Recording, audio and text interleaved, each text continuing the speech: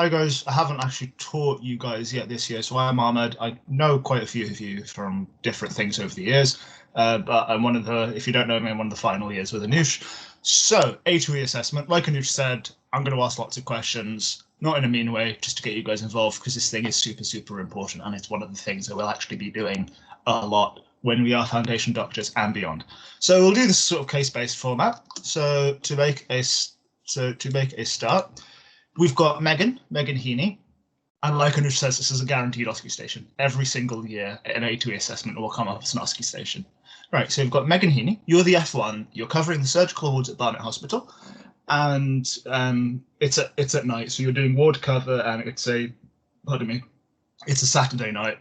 Megan had a laparoscopic appendectomy on Friday, so she came in with acute abdominal pain and so on, and it was appendicitis, and they took it out. So she's 1 day post laparoscopic appendectomy. You last saw her during the morning, during the ward round, which technically doesn't happen on a Saturday, but let's breeze over that. And she appeared comfortable and she was recovering well.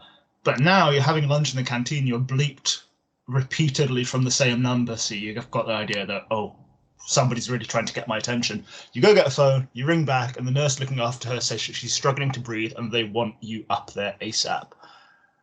What do you do now? And by that I mean, whilst you're on the phone, what are you going to do? What are you going to say? Feel free to unmute your mic if you want to and talk to us about it, or type it if you're more comfortable with that.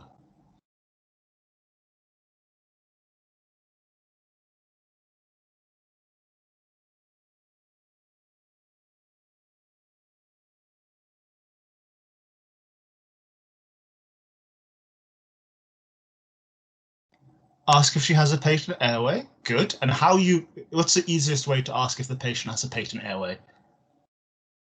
Realistically. Yep, agree completely. You want her most recent observations. Fantastic. See if the patient's talking. It's like Sinead said, is the patient talking? If they're talking, their airway is patent. Simple as. Ask what her blood pressure, so you want her observations. Exactly. The thing that you don't want to do is go straight away, okay, I'll be up there. You want to get as much information as you can. So, like you've already said, you want to know what her obs are. So let's say Megan's got a tachycardia at 106 beats per minute, her blood pressure is 158, her SATs are 91% and on air, and her respirator's at 23. What else do you want to know from the nurse in order to sort of further your management? What medication is she on? That's fair shout from Zachary. What meds is she on? But mainly, fever. Yep, good point. So you'd want to know temperature. Mainly, what have you guys started doing, or what have you guys started doing already? So fever is really important. So have you taken her temperature? What have you guys started doing? Have you put her on oxygen? Have you, the nurses, started, or the people who are already there, started doing anything? And the nurse says, not yet, doctor. I ran and bleeped you as soon as I saw that she was struggling to breathe. So now the next bit, let's say you've got an option you want. You've gotten her obs, her airway's patent. Are you going to go run off, be like, I'll be right there? Or is there anything else you want to say?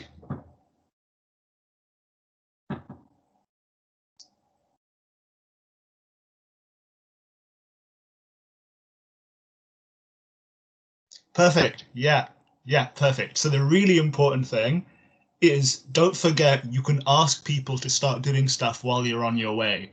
Ask the nurse, can you start her on high flow oxygen, please? And anything else that you might say. What are your differentials in this case? So a lady who has become a 25-year-old lady who's had an operation and now she's short of breath, she's struggling to breathe. What would your differentials be?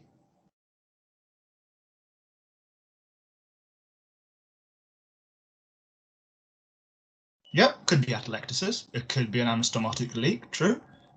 She could be in pain, true. Sepsis, you don't want to, so sepsis, infection, and then what's the other thing you want to worry about? Perfect. So Jessica's gone pulmonary embolism. Exactly. Brilliant. So the two most worrying things after an operation, especially in the first few days, is pulmonary embolism, and if the patient's got roaring sepsis.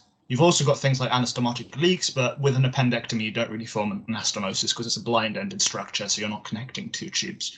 but perfect. And you've got to think of the basic things as well. It's a day after operation. Is she in a lot of pain and it's making it hard for her to breathe?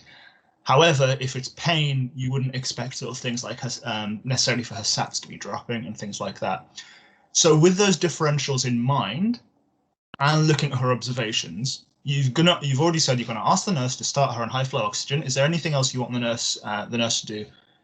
So, for example, everybody who's having shortness of breath, what's an investigation we want done on them that a nurse can do? So not something like a blood gas or so on, because most nurses aren't qualified to do those. Perfect. Ask the nurse, set up an ECG, please. And then what sort of things are you going to want to do when you get there? When you arrive at the patient, what sort of investigations do you think you're going to be doing when you arrive? Yeah, so you're going to be probably doing a blood gas, you're going to be taking some bloods. So, and perfect, what Zachary said, ask the nurse, her blood pressure is 158. Okay, sure, it's not below the textbook of 90/60, but A, we don't know her baseline. Maybe even though she's 25, she normally goes at 150/130, and 100/58 is quite a bit of a drop for that. 2, her diastolic is below 60. So you are thinking, maybe she's probably going to need fluids. So you can ask the nurse, can you please set up fluids? I'll prescribe them later. And additionally, can you get the kit ready for things like cannulas, a blood gas, bloods? If a nurse can take the bloods, fantastic. If not, or put a cannula in, brilliant. If not, can you please get the kit ready for me? Okay, so you're all absolutely brilliant. So something along the lines of this: ECG, fresh set of obs, all that stuff. Whilst we're on this topic, so obviously the thing that worries us with an ill patient, especially one who's quite young, is that they can sort of carry themselves quite well and then decompensate very, very quickly. So from a person who looks quite well and then suddenly everything just sort of drops and they're in shock. Can someone tell me what the first sign of impending shock is in terms of a person's observations? So they might look stable, but what's the first sign that something is possibly going to go wrong and this patient might become very unwell? Respirate, perfect. Followed by what comes after the respirate?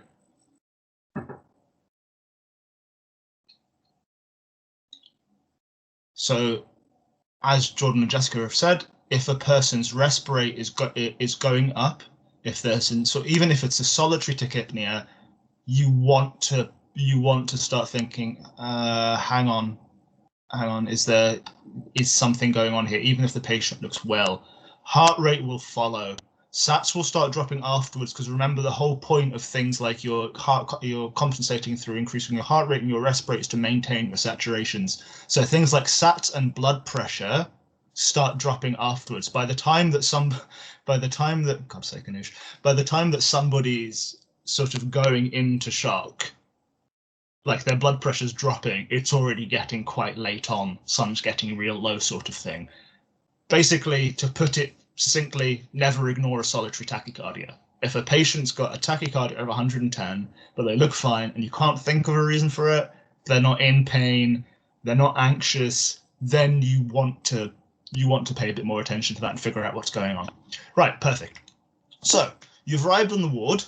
Who's the first person you're going to go to once you've gotten onto the ward? Are we going to go straight to the patient?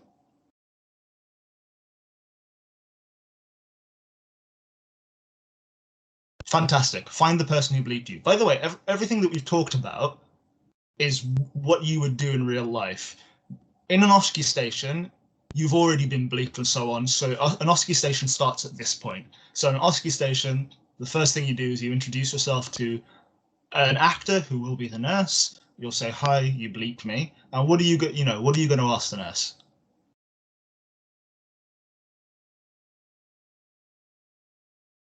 So you've already spoken to her on the phone.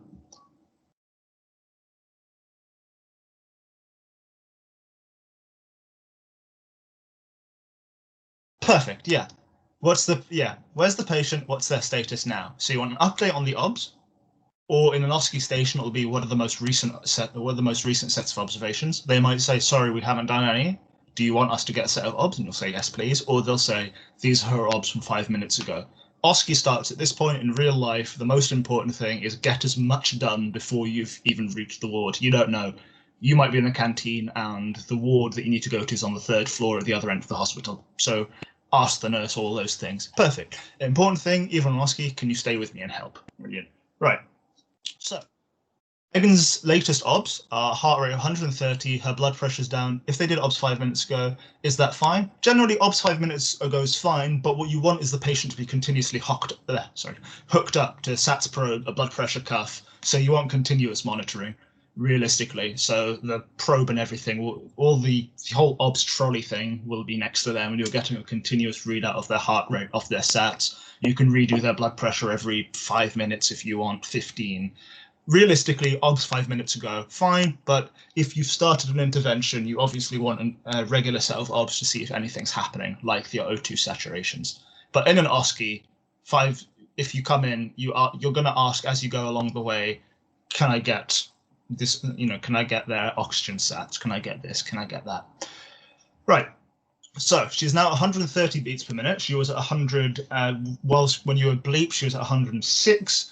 Her blood pressure has gone down from 100 over 58 to 81 over 48. Her SAT's at 83% on 15 litres per minute of oxygen, and her rest rate's gone up from 23 to 34.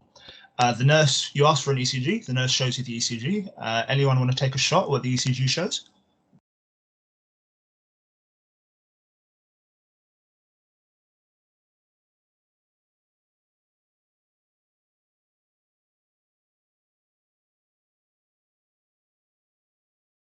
Nando, if you've got no clue, stick with your usual. What's the rate? What's the rhythm? Perfect. This is a sinus tachycardia. Fantastic. You can see P waves. If there weren't P waves, then you'd start thinking of a supraventricular tachycardia. But you can see P waves. This is just a sinus tachycardia, which makes sense. Okay. So, what now? With her obs, what are you going to do now? And completely what Anush said. You can get shown like an ECG or a chest X-ray, which is completely normal. And okay, fluid challenge. Okay. Before that, remember you're an F1. You've got a patient whose blood pressure is 81 over 48 and a heart rate of 130. Absolutely, call for help. And what sort of help are we going to call for with a patient like this? Are we going to ask for a reg to be bleeped? Yeah, I'd say crash. This is the sort of situation where I'd ask someone, can you please put out a crash call? This is an unwell patient. This is basically peri-arrest. This patient could go into arrest very, very quickly. Right. Now it's time for the assessment. So I'm not going to ask you the steps of the assessment because that would be an insult to your intelligence. But you're remembering, you've got your danger, response, and then airway, breathing, circulation, disability, and exposure, and everything else. Always remember, call for help. And the sooner you can call for help, the better. You don't know, your reg again might be at the opposite end of the hospital and it might take them a few minutes to get there. The sooner you get it done, the better. Remember the order, that there's a reason we go through this order, which is that the higher up you start, the faster that will kill a person. If you've got an obstructed airway, you will die faster than if you've got a PE, from which you will die faster than if you are having an MI, for example. So with A, B, and C, it's order of lethality. I guess you can think of it like that. And then remember, you've got the way that UCL teaches us. So this is very much OSCE stuff. I will point this out. In OSCE, stick rigidly to look, feel, listen, measure, treat. In real life, if you go to see a patient and they're talking, A is done. You're going to move on to breathing. You are not going to sit there, whilst they're talking to you, palpating their trachea and stuff like that. If they speak, you move on to B. And you will often see, once you look at documentation, under A it will say patient speaking, airway patent. You don't sort of faff around going through all these steps. But in OSCE, it's a sort of, it's a bit of show, so you obviously stick to that structure. Remember, once you've finished E, don't wait around, reassess. In fact, some people like to reassess once they've reached C, to reassess what the SATs are looking like and so on. Right, Moving onwards. Danger. So there's a reason we do danger, which is you don't want to go running around to running to a patient and then you trip over some ECG leads and you bust open your head, knock yourself out, and now they need to get separate people to treat you for a head injury. So there's a reason we look for danger. And literally all you need to do is just say, I'm looking for danger. Or in real life, just look. Just take a second to look. In the OSCE, it will be, I'm looking for danger. And the examiner will go, proceed, it is safe, or there is no danger. So now we've got Megan's case. So you have a look, and there's this sort of slight table on wheels, which has Megan's unfinished lunch. And the nurse has helpfully set up all the equipment you've asked for. Someone's tried to be very helpful and unsheath needles and things, but so there's a sharps hazard there. So you make sure that you know it's there. Don't accidentally needle stick yourself. So that's why we look out for things. If you didn't look for that, you might have put your hand on the table and then had an ABG needle go through your finger, which is obviously not what you want when you're going to a crash course or assessing an unwell patient. All right, response. So how do we assess response, or in what sort of order of response do we have?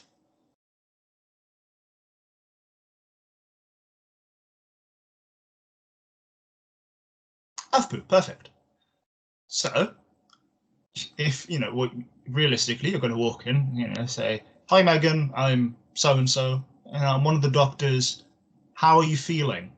If Megan responds, if you see that Megan is alert, good. If she doesn't respond until you speak to her, not so good. If she's not responding to that and responds when you shake her, even worse. If it's to pain, worse. If no response, obviously bad. What's an important thing to remember if you're trying to get a patient to respond to voice?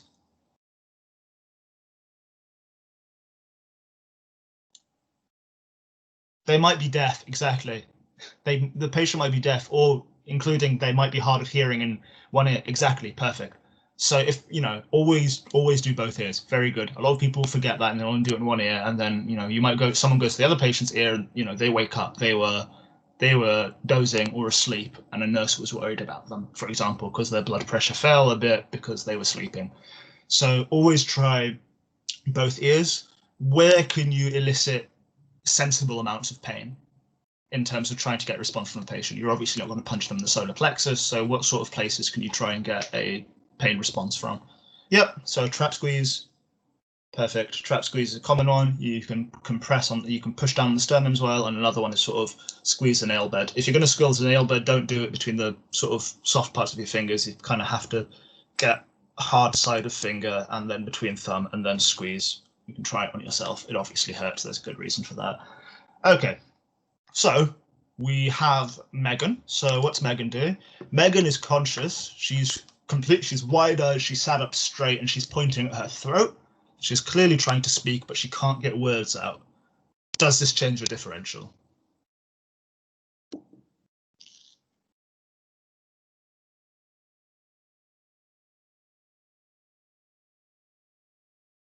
And if so, what might you now be thinking of? Yeah, good. She's trying to speak, she can't. Maybe she has, yeah, perfect. So you're now thinking airway compromise, is she obstructed? Okay, perfect. I like what I'm hearing. So let's start with airway. So what are we looking for when we reach the look bit of airway? What things are we looking for?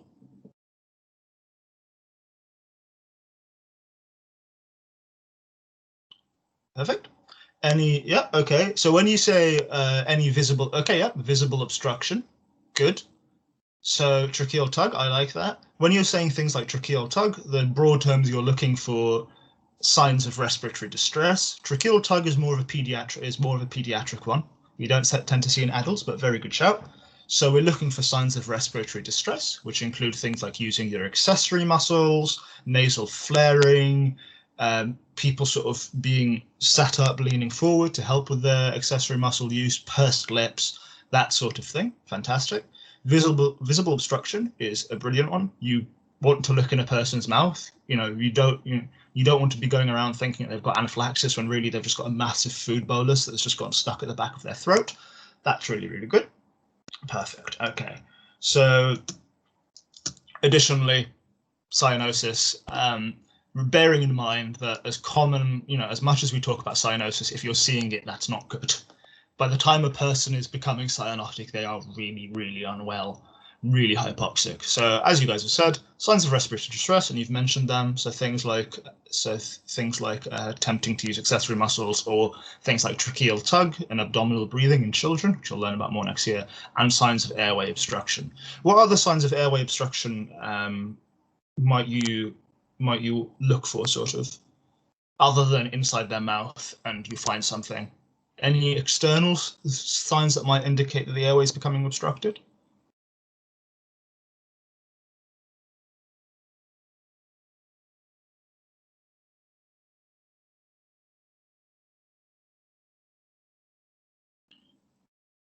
Swelling in the neck, fantastic, good. Or if they've, vomit is a good, coughing, all good suggestions. Right, let's have a look at Megan's case. Her chest is heaving. She's got accessory muscle use. Her nostrils are flaring. Her lips are bluish and also a bit swollen, and she's clutching at her throat. Okay, so now feeling. What do we feel for? And this is a really quick one, and in reality, you might not even do realistically. What can we feel for an airway? Yeah, tracheal deviation. You feel the tracheal deviation, and that's a really good one, actually. A lot of people forget about it, and even I forgot about it when making these slides. What Lubna says, feel for breath. Feel if the patient's actually breathing. We do it in BLS, but often in stuff like this we forget to. But yeah, so tracheal deviation, and I'll add that to the slides later. Also for you feel if they can breathe. In Megan's case, you go and she doesn't understand what you're doing, so she slaps your hand away and she's now desperately pointing at her bag that's on the floor. Right, listen. What are we listening to? Actually, this was already mentioned when I asked about what do we look for. Somebody's already mentioned some of the stuff that we actually listen for. Yeah, perfect. So these are your additional breathing sounds. Perfect. So your additional breath sounds could be snoring, which is sort of an upper airway obstruction. It could be wheezing, it could be coughing, stridor, and gasping. Perfect. So you go listen to her, and she's gasping, and she's making the horrific noises. Stridor. She's making that noise. And what is stridor indicative of? If someone's got stridor.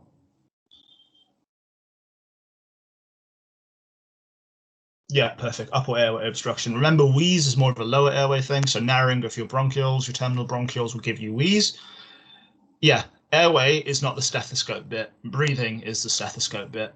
So you don't, this stuff, for the airway noises, it will be fairly obvious. Right, measure. What sort of things do we want to measure when we've reached airway, or remeasure if they've already given you them? What measurements do you want? And you can throw in investigations here as well if you want. So we're talking OBS as well as any investigations when we talk about measure. Perfect. You want her respirate along with that her SATs, and any investigation you might want to do at this point. What's an investigation that you want to do in anyone who is short of breath? Literally anyone short of breath, you do this. ECG is a good shout. And I would do an ECG on anyone who's short of breath, but the other one, so we want to do a SATs. It involves a needle. Perfect, ABG. You pretty much, in any unwell patient, you're going to do a blood gas. Usually that's a venous blood gas because they're it's not as painful and so on. But in someone who's short of breath, you need to do an arterial blood gas. You need to know what their oxygen saturations are like. And in an unwell patient who might be peripherally shut down, where else might you try other than the radial? If let's say they've got a weak radial pulse, which they might if they're shut down. Where else can you go for? Femoral, perfect. So your femoral stabs. Okay, so her SATs are still 83, respiratory is roughly the same, and you've taken ABG and a nurse is running it. And then in terms of treatment, you know most of these treatment things. So you've already said things like start your oxygen.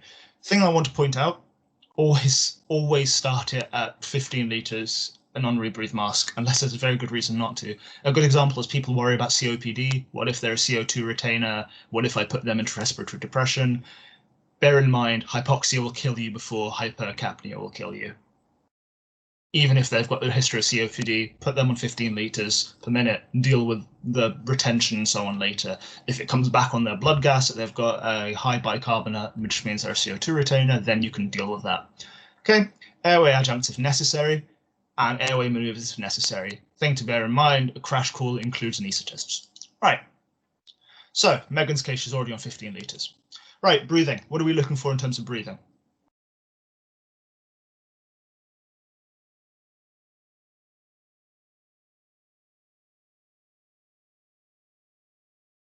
Chest expansion, good.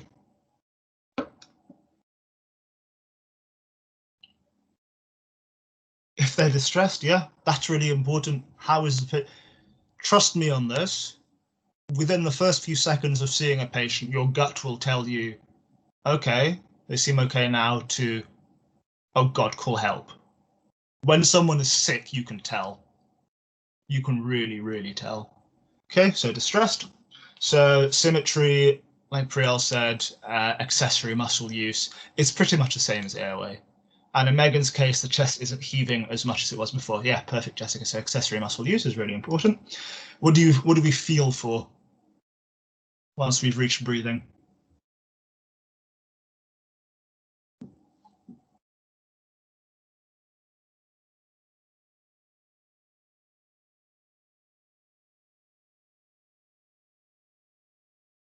What sort of things can we feel for?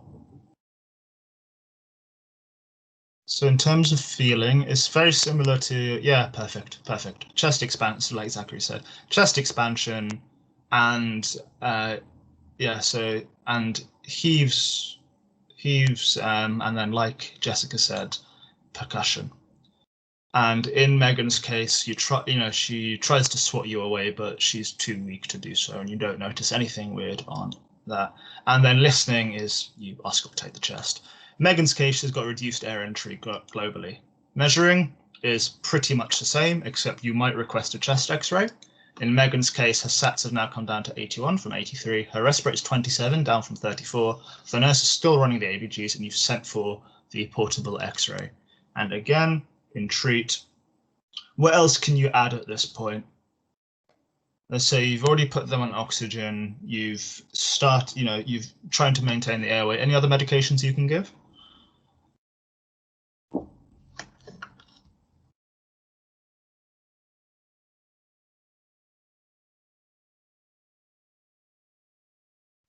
Analgesia is a good shout, but at this point, so the priority is her airway, so nebulizers. So you've started her on a salbutamol nebulizer through a face mask. Fantastic.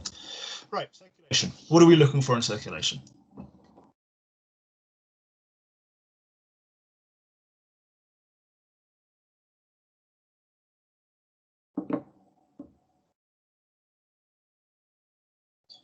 Color of skin, good.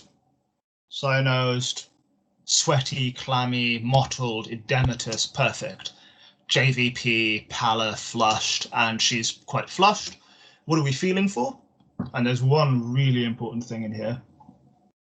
Two technically, but there's, yeah, pulse is, I'd say, yeah, perfect. Cap refill and pulse, crucial. You can feel, how cool her peripheries are, but please, please, please do a cap refill. Remember, peripherally you can do it, you can also do it centrally, so the sternal one, and pulses. In her case, her cap refill is 3 seconds, peripheries are cold, and she's got a very weak and thready radial pulse, which is, however, regular. Auscultate, listen is obvious, you're going to listen to the heart, and she's got heart sounds 1, 2, plus 0, so normal.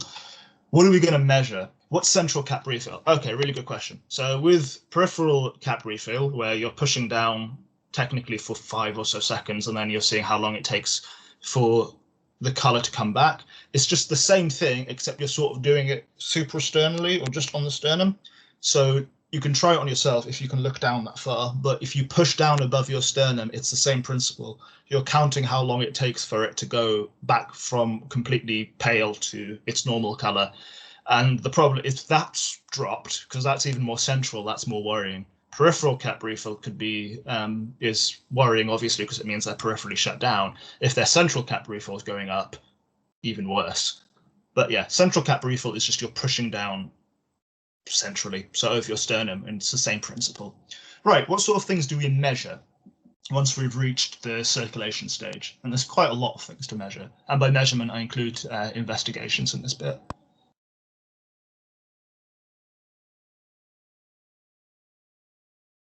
Temp, urinary output, perfect. Heart rate, good. Heart rate, blood pressure, all that stuff. We want her temperature. And bloods. Bloods, you're taking all of your important bloods. So if you're worried about fever, you're doing blood off infection, you're doing blood cultures, full blood count. Remember, the important thing in your head, justify every single investigation that you are ordering. So for example, why would we want full blood count? Well, she might have an infection. Why do we want use and ease? It will affect our treatment. So for example, if she's had a PE but her renal function's rubbish, then we can't, then, that changes the dose that we use in terms of thromboprophylaxis or being thrombolized. Perfect. And then you've got heart, so all this stuff. You want the cannulas in, we want bloods. Also remember things like clotting and group and save in case she needs blood later on, or if she's going into DIC, you might need blood products. And you want the VBG if an ABG is not taken. And we've already talked about an ECG. Remember, the really useful thing about blood gases and the reason why we use them, actually, you tell me, why are blood gases so useful practically? What's so good about a blood gas?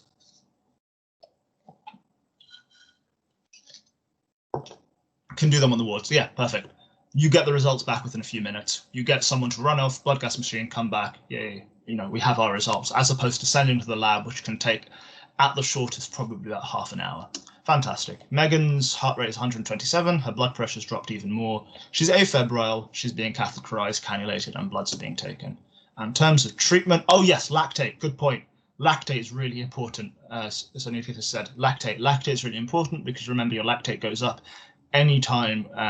Basically any sort of distributive shock will cause lactate to go up. Remember, lactate is a product of anaerobic respiration, so if somebody's ischemic, their lactate will go up. Sepsis, all these, shock, so bleeding, all these things will cause their lactate to go up. And then treat, we've said fluids. If they need a blood transfusion, let's say their HB is 40, then we'll do that. Clotting products, defib, that sort of thing. And in Megan's case, we're already giving her fluids, so that's grand. Right, disability, what do we do on this stage? Basically two things, but they're crucially important. GCS, fantastic, or some people might do an AFPU, but GCS is brilliant. Blood glucose, I love it. 3 of that came at the same time and it's still coming in. Brilliant, you've all got it. And that's the most important thing. Never forget glucose. Hypoglycemia is a fantastic mimic of so many things. Somebody could be drunk. You might think somebody's having an epileptic fit, for example, but they might all just be hypoglycemic. Fantastic. Right, GCS. Her GCS is 8. So 2 for eyes, 2 for voice, and 4 for movement. What do we need to do now? Her GCS is 8.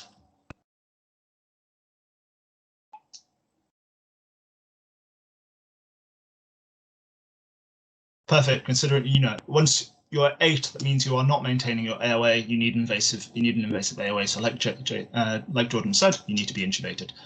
And then the other thing you said, always remember glucose. Hypoglycemia is a huge mimic of things. You'll hear about mimics throughout medicine, conditions which present like so many other things like TB and Addison's and so on. Hypoglycemia is a brilliant mimic of so many things. In her case, 5.2, which is fine. Everything else, here's what you need to do. You need to expose the patient, turn them over if possible. That's if you've got no C-spine injury. So you're looking for wounds, sites of bleeding, pooled blood, let's say melena from a lower GI bleed. If they've got sites of infection, ulcers, all those sort of things. And really, it's no time for, worrying about dignity because you're worried about a person's life. So if you need to expose, fully expose, you might be worried like, oh, do I really want to undress this person? If you don't, you might not realize they've had a massive rectal bleed. Other relevant things, so let's say if somebody has had rectal bleeding, you want to do a PR or an abdominal examination. If everything's finished, this is where you would document everything. This is really important. You can't just walk away after a unwell patient or a peri-arrest. Someone has to sit down and document everything that happened. And everyone's arrived at once. In Megan's case, turned out the crash team were responding to cardiac arrest. You're handing over to the PART team, so that's the ITU outreach team, so the nurses who come to crash calls and things like that, who are very experienced with patients who are very unwell. You're handing over to them, and then suddenly, the fourth-year medical student, who's been sort of, tagging along with you and trying to make themselves useful, looks in her bag, realizing that she was pointing at it earlier and goes, "Oh, there's an EpiPen." And then looks at her unfinished meal and realizes she's allergic to nuts. It's a cashew risotto. She's got nuts on her lunch, and it says on her EpiPen she's allergic to nuts. So, anaphylaxis. Management. Let's start with the first thing. Adrenaline dose. What's the dose for adrenaline that we want? One of the few doses that you do need to know off the top of your head, because they will test you on it. Even if realistically the adrenaline is pre-prepared and so on, you do need to know. Yeah. So 1 in 1,000 is the concentration, and how many micrograms is that? How many micrograms do you want? This is in an adult, by the way. Don't worry about. Yeah, perfect. 500 micrograms of. No. Oh yeah. So that is. 500 micrograms is 0.5 milligrams. So yep, 500 micrograms of 1 in 1,000 intramuscular. Remember, it's in the middle third of the thigh anterolaterally, and you repeat it after 5 minutes if no improvement. Sometimes you'll find an EpiPen. EpiPens are good because they have their instructions on them. Remember, blue to the sky, and you stab it down. You stab it down. Yeah, you stab it down straight. Some people give IV, but you never see it. And if it's IV, it's a much smaller dose, because if you give that dose IV, you will kill a person through an arrhythmia and coronary vasospasm. So remember, IV is different. IV is for cardiac arrest usually, and that's a different dose. That's 1 in 10,000. Follow the directions on an EpiPen, but it's really important for us all to know how to use an EpiPen in case a stranger on the street collapsed and you find an EpiPen in their bag. Perfect. Remember to hold it down for 3 seconds at least. You don't in then out. And it's like an IM injection is practically always at a 90-degree angle. It's not like a subcut or intradermal. It's straight down 90 degrees into the bulk of the muscle. Remember, the other two medications we tend to start are chlorpheniramine, which is an antihistamine, so it stops the mast cell degranulation, and that's 10 milligrams for an adult. So you've got your adrenaline, which is 1 in 10, 1 in 1,000, and then it's 10 for the antihistamine. Usually you give that slow IV, and then you've got a hydrocortisone corticosteroid, and that's 200 milligrams. The whole point of the latter two is to dull down the inflammation and also the mast cell degranulation as the patient recovers. And during a suspected anaphylactic event, something that usually is hospital policy, send off a blood tryptase as soon as possible, and then the second one is 1 to 2 hours after onset. The whole point of this is if tryptase is elevated beyond a certain point, it practically confirms that there's anaphylaxis, and what needs to happen after that is the patient gets referred to allergy specialists to investigate what is actually causing this anaphylaxis. That's where they do things like patch testing and so on. In this case, you don't need to do it because it's a confirmed allergy. Somebody just forgot she had a nut allergy. That's a never event. No, nobody with an allergy should be given something which they're allergic to. Never should happen. Same principle as if it was penicillin and so on. But if it's a confirmed allergy, you don't need to do it. The whole point of tryptase is to help you diagnose a new allergy. And patient needs to be observed for 6 to 12 hours after the event, which is basically very similar to if a patient had an asthma attack or an exacerbation of COPD. All these airway stuff, you can't just leave a patient alone. They need to be regularly observed for the next few hours, up to half a day. And because it's a never event, you do a Datix. If you haven't heard of Datixes yet, they're basically the sort of a system for reporting any sort of adverse event or thing shouldn't have happened, basically. And for your help, here is your sort of, for later reference, this is your anaphylactic reaction protocol. That's the national one. You've got the kid doses here and so on, but you don't need to worry about them this year. They'll come up and pass med, don't learn them. All you care about this year is 1 in 1,000, 500 micrograms, 10 of chlorpheniramine, 200 of hydrocortisone. That's all you need to care about. And at this point, I'm going to hand over to Mark. Cool. So, Anush, do you want to upload the slides that you a little bit of edits in. Oh yes, let me do that actually. Yes. Good idea. I think it's these ones. Perfect. Okay, so I'm going to take you through the acute abdomen today.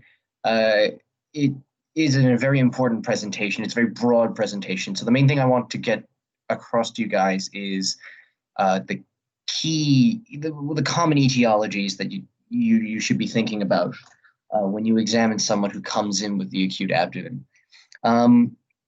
There won't be as much interaction in the first part when I talk about the etiologies, but later on I've got a scenario that we can go through, and that'll be really, really interactive. So to start off, types of abdominal pain. There's two broad categories. There's colic type abdominal pain, and there's peritonitic abdominal pain. So colic, we all kind of associated with when we're a kid, or you see a little kid and they're crying after eating a meal, they've got colic. Or we say they've got colic. Well, it's mainly because there's muscle spasms of a hollow viscus, so usually the intestines, but can also be associated with the biliary tract as well, which any hollow viscus. Character, it's poorly localized. When you ask someone to point to where the pain is, they can't really tell you where it is. It's usually all over. It's severe, constricting, or sharp in nature. It waxes and wanes. It fluctuates, comes and goes. Rarely is there tenderness on palpation of the abdomen, and the patient is restless. When you go see a patient with abdominal colic or renal colic or biliary colic, they're not really still. They're up, about, they're moving. They're trying to find a comfortable position.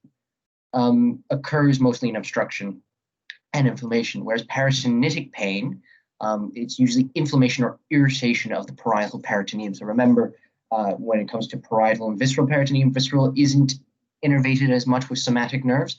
Parietal is, and that's where the pain is coming from. It's irritation of that layer. Well localized, because it's a somatic pain. It's severe and sharp. It's constant. The patient will be tender on palpation. They'll remain still. They don't want to move, because any little bit of movement will cause rubbing against the area of irritated peritoneum, and it'll be very, very painful. They're board-like rigid if it's very severe. Their abdomen will feel like a tabletop, and they will guard because they don't. It's a reflex to prevent rubbing of the peritoneum. It's a reflex they don't want that to occur. It's very painful. So again, can occur in perforation, inflammation, or infarction of a viscus. Perforation can cause chemical or fecal peritonitis, so gastric acid or alkali in the case of bile leaking into the peritoneal sac, irritating the peritoneum. Same with feces causing irritation. The acute abdomen, broadly defined as any acutely ill patient with sudden onset severe abdominal pain. It's a surgical emergency, and there's a lot of different underlying pathologies for it, most notably inflammation, perforation, obstruction, infarction, and then there are some extra abdominal presentations as well.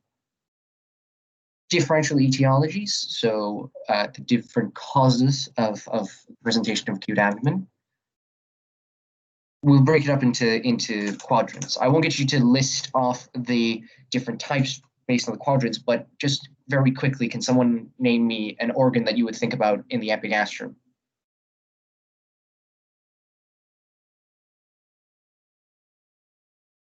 Pancreas, very good. So we think about pancreatitis if someone comes in with epigastric pain. How about an organ in the left upper quadrant?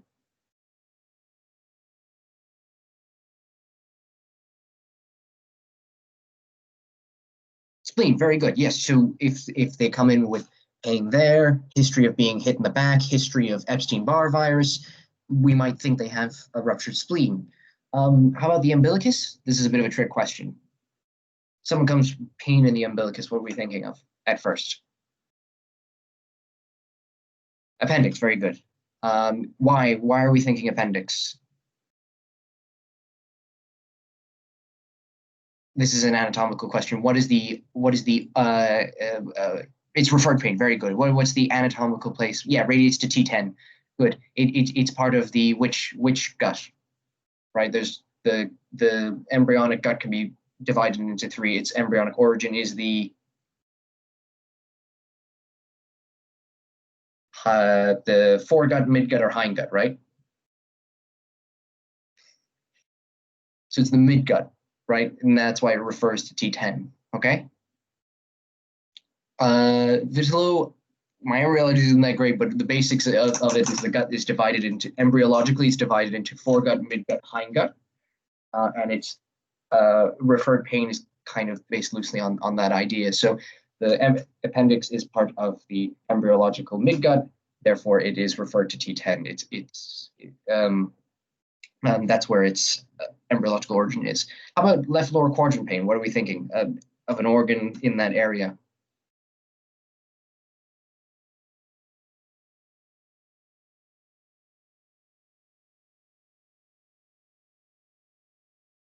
So left lower quadrant, kind of thinking, yeah, rectum, ovary, very good, very good. So remember, half of the patients you see will be female. So don't forget that don't forget about things like the ovaries and the uterus when it comes to the acute abdomen. And I have a slide to reinforce that point as well. Right lower quadrant.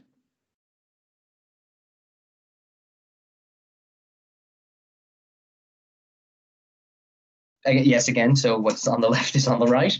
Another one, appendix, what's the appendix attached to? Yes, very good. See later on, appendicitic pain is left lower quadrant later on.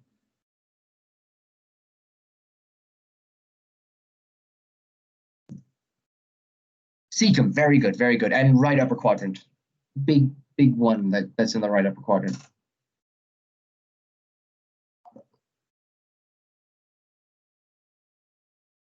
Gallbladder, yeah, gallbladder and liver. Okay, so these are kind of roughly what you should be thinking about when it comes to your differentials based on quadrants or areas of the pain, right? And we've covered anatomically what they are. Come back, I'll be highlighting a lot of the main etiologies in the slide. And yeah, as Anu said, don't forget the terminal ileum when it comes to the right lower quadrant, because Crohn's can affect the terminal ileum. So acute appendicitis. History, as we said before, initially it's a vague, colicky periumbilical pain. This would be initially because the most common cause of acute appendicitis is a fecalith obstructing the appendiceal orifice in the cecum, right? So it's initially colicky because it's trying to get rid of that fecalith that's jammed in there.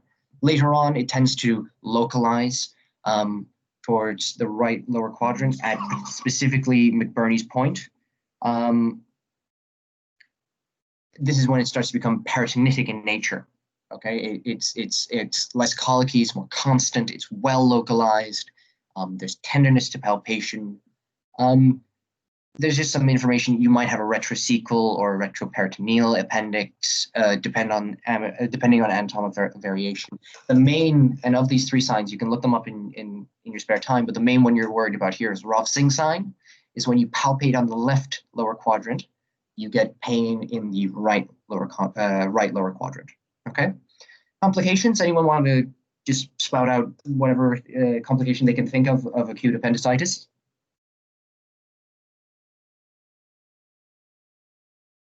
Perforation, very good. Yeah, so it can perforate and cause a generalized peritonitis. Very good. Other complications. Yeah, sepsis. Good. So perforation, appendiceal mass, and an abscess might form. Okay. Good. Next, it's intestinal obstruction. So there's 4 cardinal signs of intestinal obstruction. Can anyone list the 4 of them?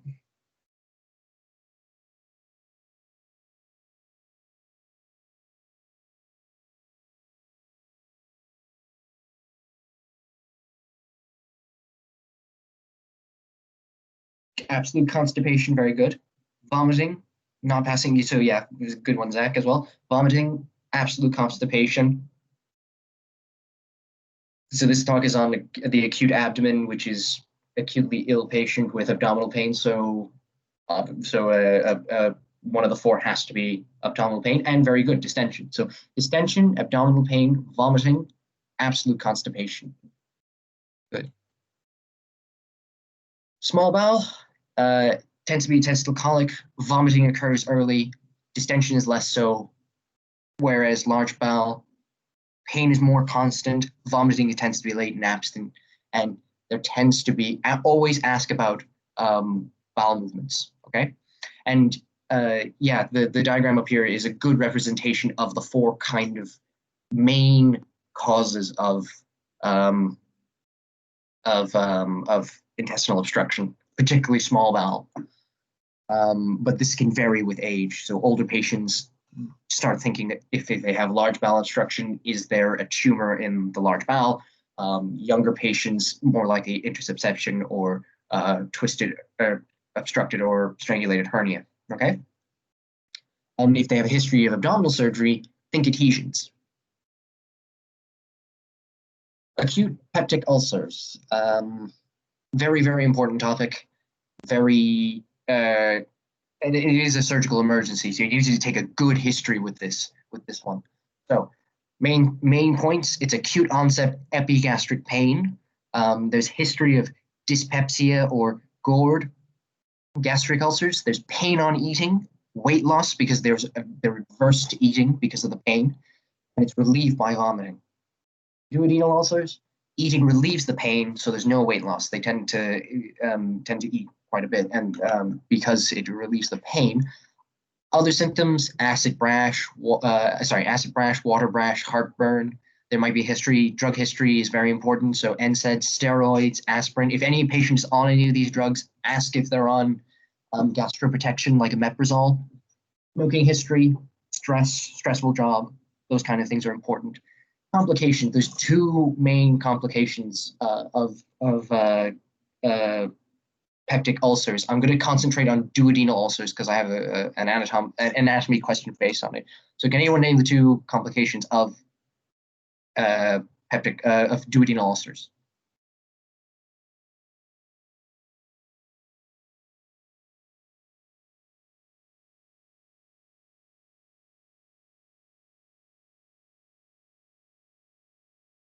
So duodenal ulcers, I'll give you this. The duodenal ulcers will either perforate or they'll either bleed.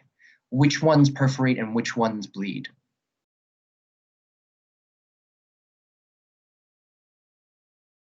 So this is a classic kind of a consultant upper GI surgeon question.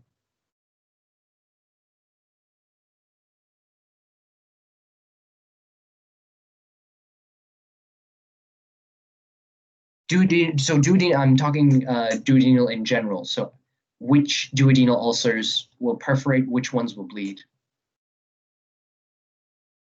Yes, yeah, you're correct, and it is above the ligament of Tietz, which will Triets, which will bleed.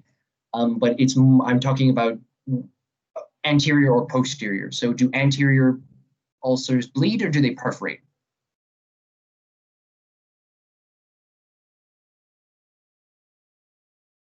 No, they perforate. Posterior ulcers bleed, and that's because the artery, a very important artery to the duodenum runs in that region. Does anyone know the name of that artery? Put it in the chat, and so let's see if you remember some first-year anatomy. So yeah, upper GI bleed tends to occur anterior. That's backwards. Posterior duodenal ulcers. Anterior duodenal ulcers bleed. So I need to make a correction on these slides before we upload them. Gastroduodenal, yes. So off the common hepatic artery, you get the gastroduodenal artery, which gives you the superior pancreatic duodenal artery, which is the one that bleeds. So very good.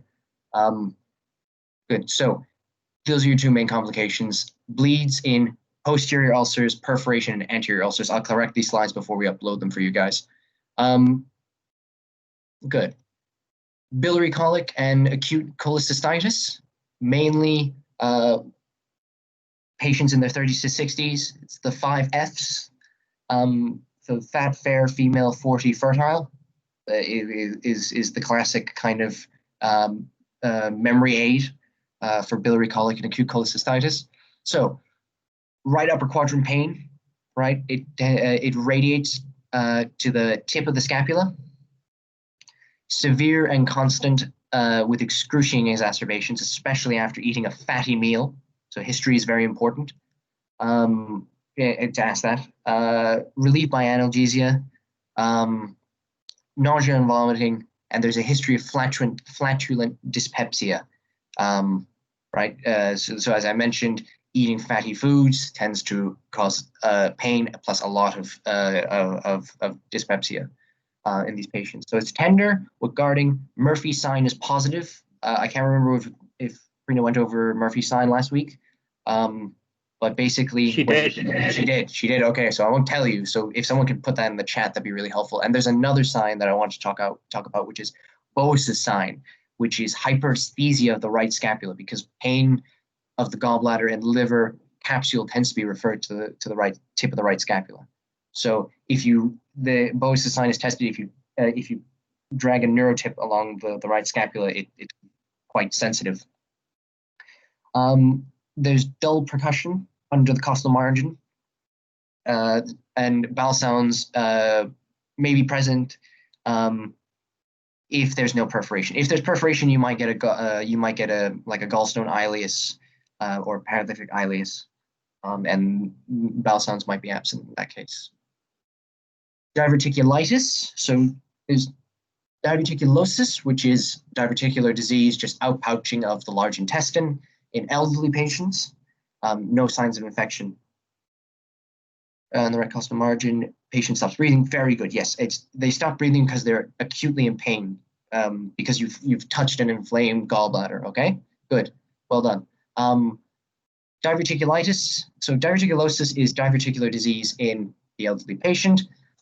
It's diverticular outpouching of the large colon, particularly sigmoid, and there's no signs of infection. Diverticulitis is when these outpouchings become infected. So obstruction may occur, causing inflammation and infection. These occur a lot in patients who are over the age of 50, particularly the older you get, the more at risk you are of diverticular disease. Intermittent umbilical pain can shift to left iliac fossa and becomes more constant. There's possibility of obstruction, so they may, it sounds like a colicky pain. There may be constipation, nausea, loss of appetite, rarely vomiting because it's a lower GI problem, and there's history of diverticular disease. Okay, patient lies still because it can be quite characteristic in the region that there's diverticulitis. There's tenderness with guarding. There might be a palpable sausage-shaped mass, is how it's described in the textbook. And there's reverse Rolfsing sign. So when you palpate the right lower quadrant, you get pain in the left lower quadrant. Complications, the main ones you need to be thinking about is perforation of the diverticula and obstruction, which can cause perforation. Okay. Okay. Acute pancreatitis. This is really, really important, so we'll always keep coming back to it whenever we can. Causes, main one, so the mnemonic to remember is I get smashed. The main ones are the first four, so idiopathic, gallstones, ethanol, and trauma, okay? History, can anyone tell me the history? I think we went over this last week as well, of a patient with acute pancreatitis. How might they describe the pain that they're experiencing?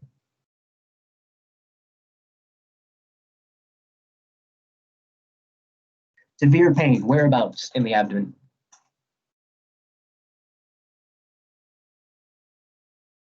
Very good, very good. Epigastric radiating to the back. Is there anything that they might do that might make it a bit better? Kind of like pericarditic pain.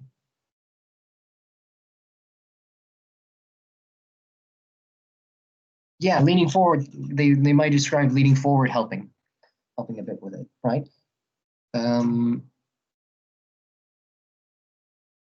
So patient will lie still. It is a peritonitic pain. They'll breathe shallowly because the pancreas sits underneath the diaphragm. So any movement from the diaphragm will cause irritation and exacerbate the pain. There may be vomiting and retching, though they might not bring up vomitus. They might bring up this clear kind of fluid, gastric fluid.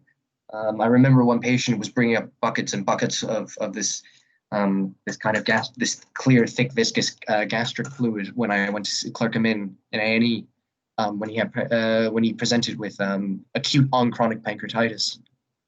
They may have a history of biliary tract disease or ETOH excess. Okay, so it's important to take a detailed past medical history as well. Examination.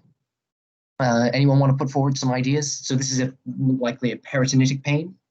What are the two images that I'm showing in the top? Sorry, on the right side.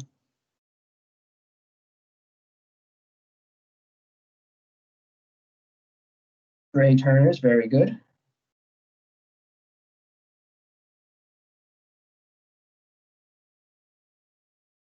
Collins, very good. And which one is which? Very quickly.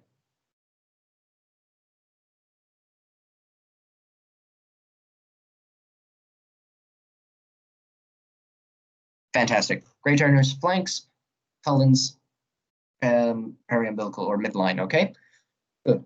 And when you examine them, like I said, they might have guarding, board-like rigidity. They may even be shocked and hypovolemic because they're third spacing their fluids.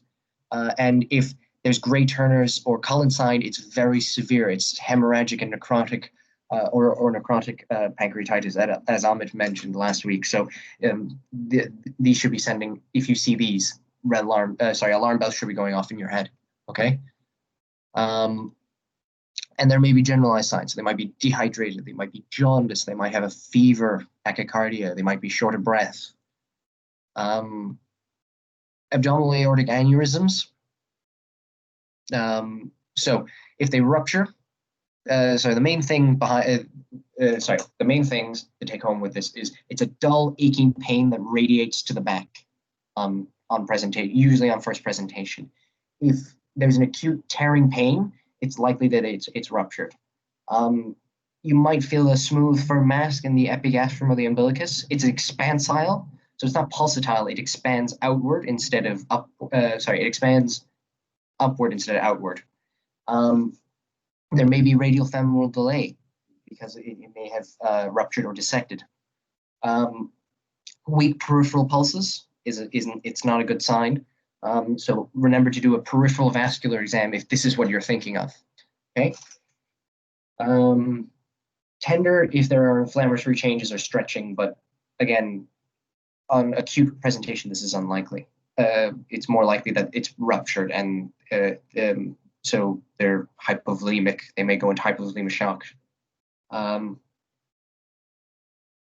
Collins Gray Turner time again, because the abdominal portion of the aorta is retroperitoneal. So remember, these two signs are due to retroperitoneal bleeding. It's not just pancreatitis, any form of retroperitoneal bleeding. A retroperitoneal hematoma might be felt, although rarely. Is there anything else? No. Gastric volvulus. So quickly, does anyone want to tell me the difference between a volvulus and a torsion?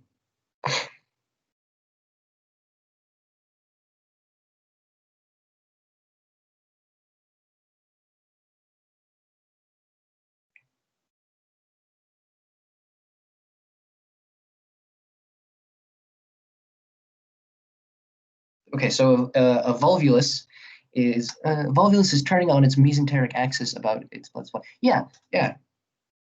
Yes, exactly. Okay, very good. So yeah, a volvulus is when an organ twists along the axis of its mesentery, whereas a torsion is when an organ twists along its longitudinal axis. Okay. So in the case of the stomach, because the way that the omentum is orientated, you can have organoaxial volvulus, or you have a mesenteroaxial volvulus. So it because of the way that its mesentery is orientated. Okay. Peak incidence is in elderly patients. Rarely you'll see it in young patients. It's sudden onset, severe left upper quadrant or chest pain. There's retching because the stomach is trying to unwind itself. There's pre-existing history of hernia, and there might be reflux, regurgitation, or early satiety. Patients might be tachypnic, tachycardic, quite distressed. There's tenderness and guarding, especially peritonitis, peritonitic pain if the stomach becomes ischemic, if it twists along its own blood supply. So, or perforates. And very quickly, anatomy question, you can put it in the chat. What's the blood supply to the stomach? What are the 4 arteries that are supplying the stomach? The lesser curvature and the greater curvature. There's also Bordak's triad. I won't ask you about it because you may not know it, but it's a triad of epigastric pain, retching, and difficulty passing an NG tube. Very good. Right and left gastric artery are the blood supply of the lesser curvature. How about the greater curvature? Bordak's triad, epigastric pain, retching, and difficulty passing an NG tube, usually triad pointing towards volvulus.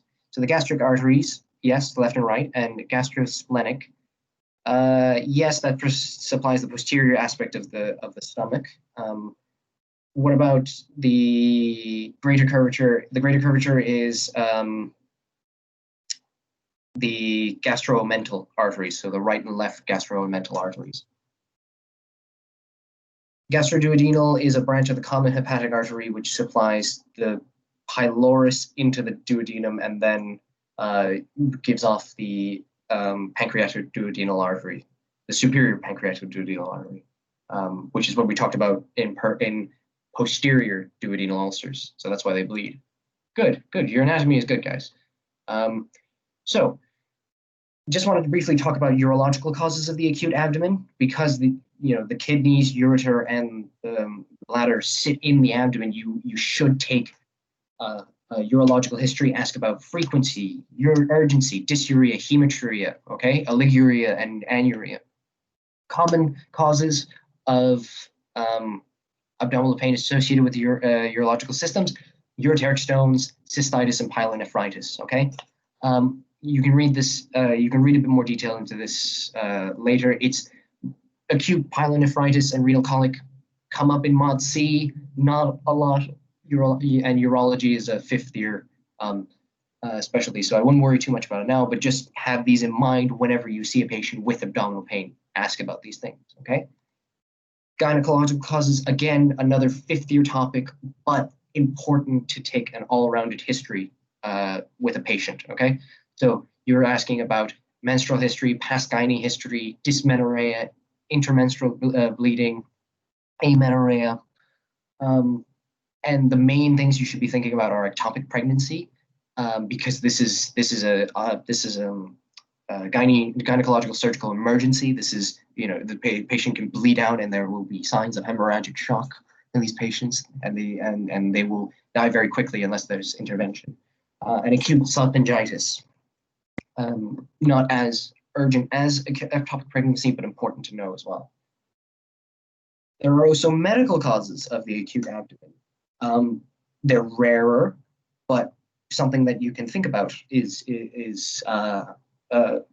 something like acute porphyria, commonly present with abdominal pain. Diabetic ketoacidosis, they might have vomiting and abdominal pain. Addisonian crisis, they might present with abdominal pain. And don't forget that pleurisy and pneumonia, MIs, and pericarditis can mimic abdominal pain, can be referred because they sit above the diaphragm, so it can mimic abdominal pain. So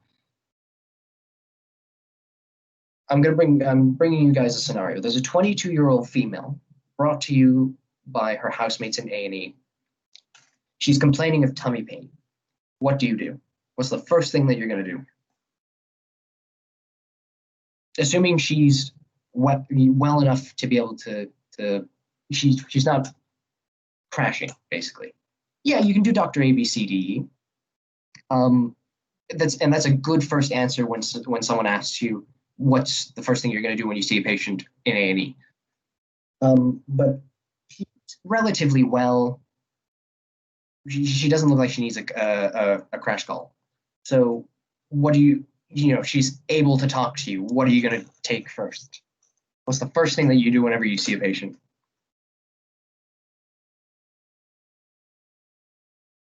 Good. You take a good history. Take a good history. do a thorough examination. Yeah, you're correct as well, Jordan. You confirm the identity while you take a good history. That's the main point that I want to get across. Always take a good history. So, history and examination, if she's very sick and she's unstable, ATE assessment, okay? But you're never wrong for saying ATE assessment in an answer to a question like this. So, I'll give you this. Pain started about 6 hours ago, near the belly button, came in waves. It's now constant in the right lower quadrant. So always an important thing with abdominal pain, the point test. Ask them to point where it started, ask them to point where it is now. And it may be different in the case of acute appendicitis, as well as perforated ulcers as well, because of the root of the mesentery. She reports having hot and cold flushes over the past day or so, nausea, and she's vomited twice since this morning. She's also lost her appetite. On examination, you find that she is lying still in the bed. She's tachycardic, she's warm, she's flushed. Her abdomen is soft, it's tender on palpation and percussion. So some consultants might say to you this idea of percussive tenderness. It's just whenever you're percussing the abdomen, there's pain elicited. She's also guarding. And on palpation of the left lower quadrant, there's eliciting pain in the right lower quadrant as well. So you decide to do a set of obs. And these are our observations, okay? So what are the things that we're worried about based on the history and her obs? Or not really based on the history, but the examination and her obs.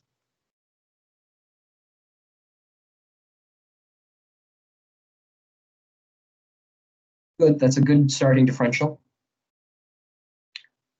Yep, that's a very good differential. I like it so far. So you've already answered two of my differentials. What about the observations? What are we very worried about looking at these observations? Yeah, she's feverish. Her SATs are low. BP is low, okay? Yeah, so we're worried about sepsis. So in answer to differential diagnosis, you've answered a few of them. Just to add on, take a good, I didn't mention anything in the history, but there could be an erupted ectopic pregnancy. So again, social histories and menstrual history, sexual history, important in patients presenting like this. Could be ureteric colic, could be ovarian torsion, could be a strangulated hernia, could be a psoas abscess, but unlikely because they're tend to be relatively rare, and there's nothing in her history that's pointing towards a psoas abscess. But good, your two differentials of appendicitis and perforation are reasonable. So, investigations. Key point, repeated examination is key to making a decision in a patient with the acute abdomen. What are we going to do in terms of investigations?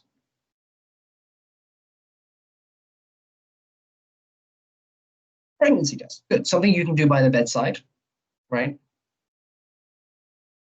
Very good. What else? So always start at the bedside. Pregnancy test. What else can you do by the bedside? You can do her obs, which we've done. You can do ECG. Very good. You can do blood sugar as well. Then we move on to bloods. So what bloods can you do? FBC, CRP, ESR, yeah, you can do. What else?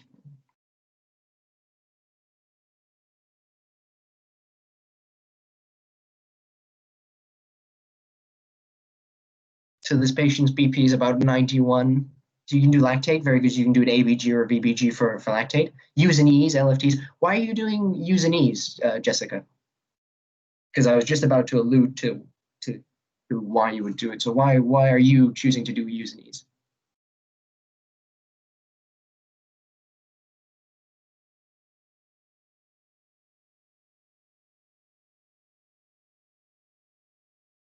So just thinking broadly, the patient's BP is 91 systolic. Potential treatment if they have renal impairment. Yeah, you can think about that. That's always good to have a baseline renal function. Her renal function might be off though, because she's got a systolic of 91, she might have a redistributive shock like in sepsis.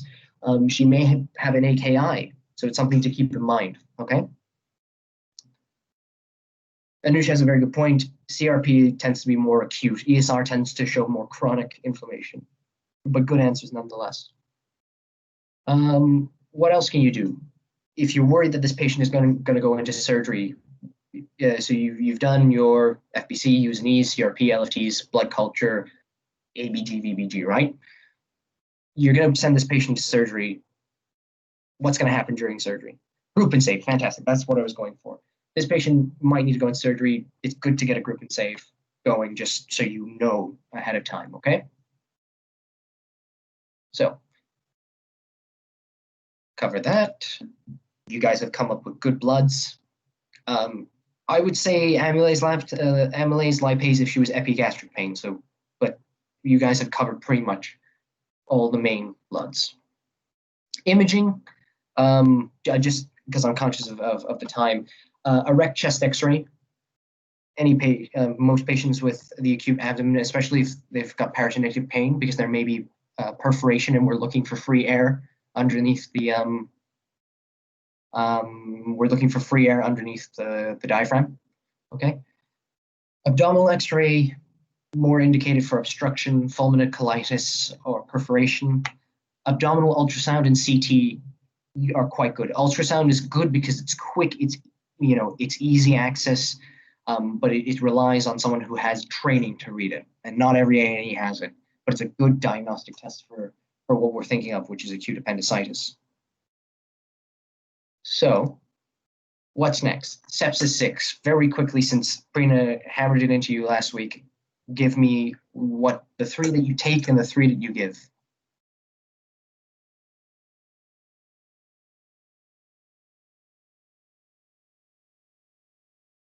Three out, 3 in. Very good, Jordan. What are the 3 out and what are the 3 in?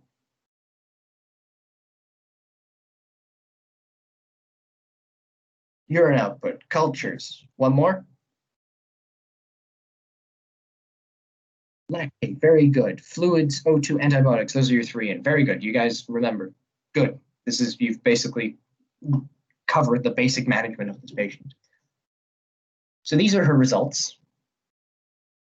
I think the main things to note, she has a raised white cell count. She's a slightly raised potassium. It's close to being high, but it's on the border. Her creatinine is 126. Is that normal for someone her age?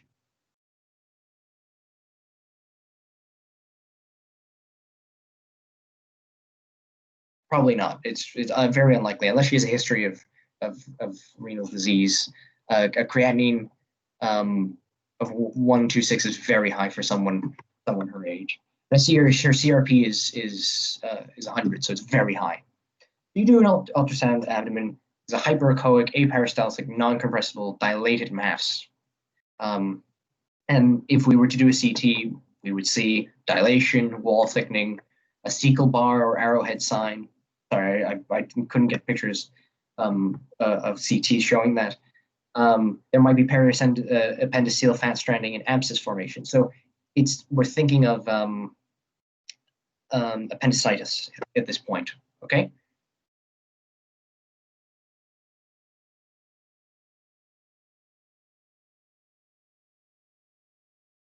So what's next? You're going to keep this patient nil by mouth because they may be taken to the next urgent surgical slot. Appropriate analgesia. So the RCS guidelines say that in the past, they used to believe that analgesia would mask the diagnosis of acute abdomen. Now the RCS guidelines say give the appropriate analgesia. It's shown to not mask the diagnosis. And these patients are in a lot of pain, and they may not even let you examine them because of how much pain they're in. So be generous with the appropriate analgesia for the case. Manage sepsis and fluid imbalance, because you're going to optimize these patients for surgery. You don't want to send this patient with a systolic of 91 into the anesthetic room, because what's going to happen? They're going to be given an anesthetic, and the propofol is going to tank the blood pressure even more. Manage sequelae, so AKI, shock. Be generous with the fluids in these cases. Every surgeon that I've met that has taught me about acute abdomen is saying, especially in young patients, don't be afraid to give fluids. Repeated examination and senior review is important. And remember to do a group and save on these patients because they're going to go into surgery. So, summary, many causes of acute abdomen. Thorough, and like I say with everything that I teach, thorough history examination is key. Treat the acute problems, treat pain, and then repeated examination can help you come to a decision of what to do. Is there any questions?